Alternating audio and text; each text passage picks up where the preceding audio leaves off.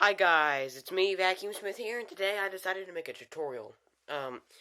So I'm going to show you guys how to replace a Shop-Vac bushing with a ball bearing so it doesn't squeak, or make that.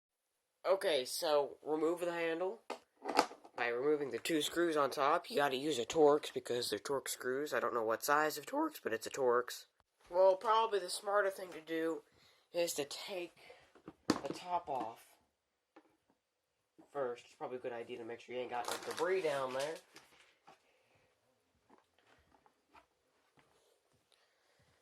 And here is our bushing. Now I have lubed this with transmission fluid, automatic transmission fluid. So you turn it upside down, undo your filter. You will need a vacuum on standby, and that's why. Now you can use power tools because this won't fit in the handle.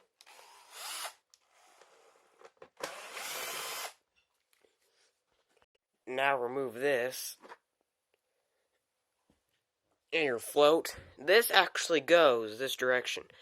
Because you might think, well, it'll sink because there's a hole in here. But what actually happens is that the water creates an air pocket inside here, so it still floats.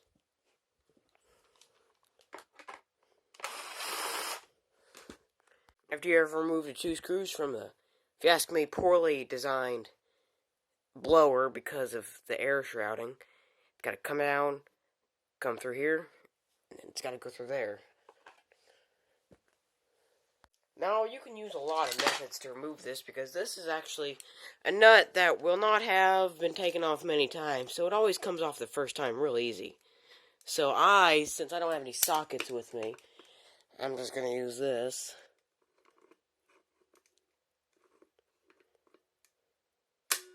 Now, you need, is what I mean, a towel, so you don't cut yourself, but I don't go by that kind of stuff, and the camera froze.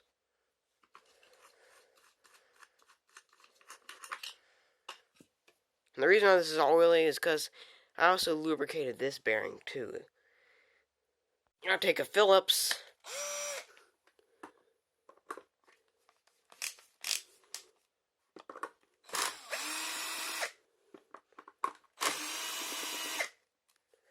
Actually, I forgot a step.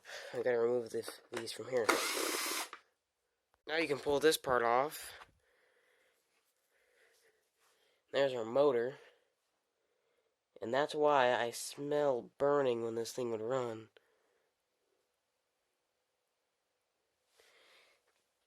Now, here's two options for this part. You can label these wires. I'm going to, just for safety reasons.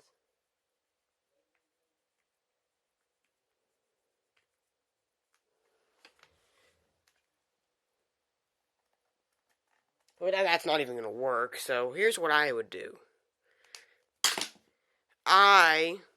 Since these wires have been crimped in here for what I'm trying to say is, just put them back together the neatest, because that's how they were. Now, if you put them the other way, they're going to be crossed and they're going to look sloppy. Well, slightly sloppier. Just put them in the way that's the neatest, and that'll be the right way. So now we can just pull the motor out of this housing. Like this, yeah. Under your ground. And then this part is a total pain in the rump. Because you kind of got to use two screwdrivers in an X formation to get this part.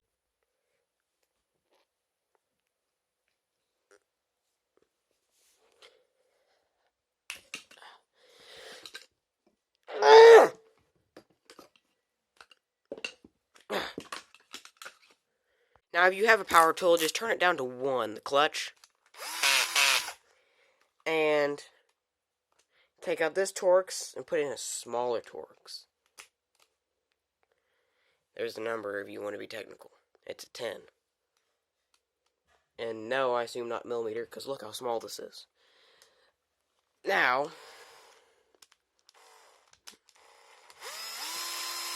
be very careful with these. I remember we completely ruined a Shop-Vac once because of doing this. So, better be careful with these. That's why I was hectic of taking apart electric motors for a very, very long time after that. Now you pull this off. There's your bushing that I have lubricated very well. And so now we can just wipe this part off because that's where we're going to press our bearing. Now take either the original bearing block or I'm going to take this one in case I screw this up. That way so I can go back to the bushing design. Now remove this. Now how I would do this is just brute force and abuse. Just completely just rip it out of there.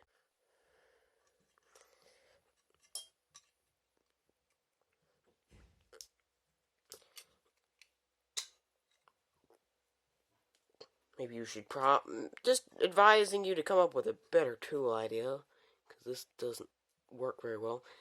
It sucks. No vacuum, pun intended. It's about to come out.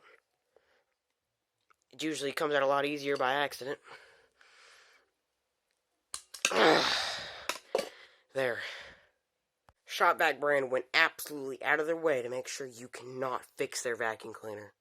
Oh my gosh, guys. Look. I'm making progress. Oh my wow. This took me literally an hour. Okay, so now what you do, undo your electrical tape, eventually.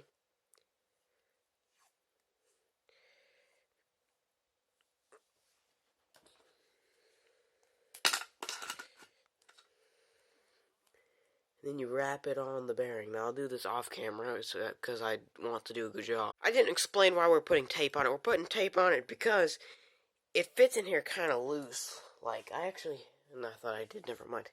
I thought I had a bearing with me to demonstrate that didn't have tape on it, but it fits too loosely in there. So we put the tape on there so it fits in there easier.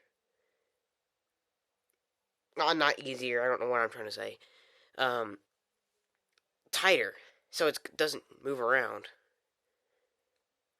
There we go. It's in perfectly.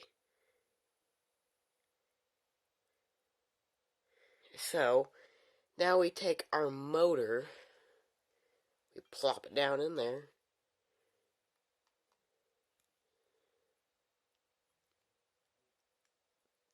Now you probably have to beat on it a little bit to get it to go down in there because it's a nice tight fit. Now you can put all of it back together after you put that back down on there.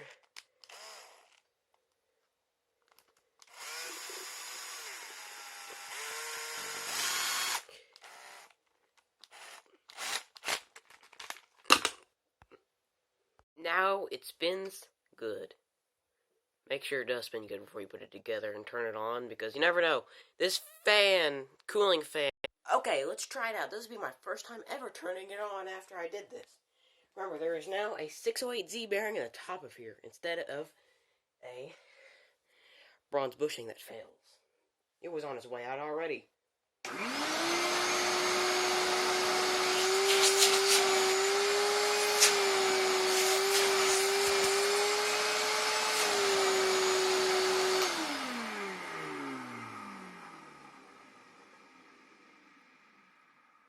Sounds nice and smooth.